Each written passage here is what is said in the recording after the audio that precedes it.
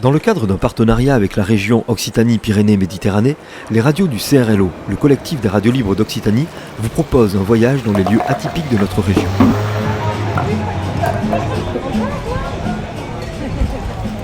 Une pomme, une carte postale sonore expérimentale qui associe le son et l'image. Ce n'est pas une vidéo, mais la rencontre de deux formes de création qui sont liées par l'écriture journalistique. Bienvenue dans Pomme-Citanie.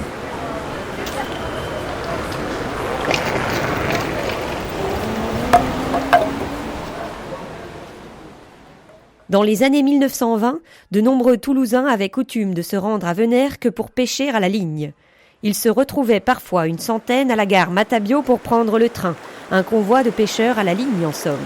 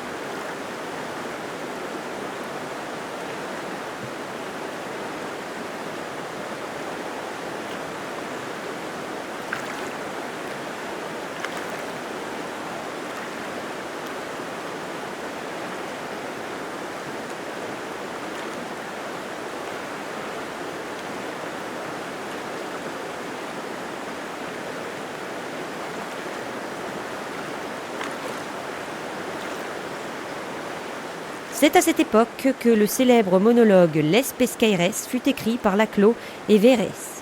Il contribua à la gloire de Georges Vaure, plus connu sous le nom de Piroulet. Arrivant sur scène grimé en pêcheur, épuisette et canne à pêche à la main, il déclenchait l'hilarité du public dès son apparition.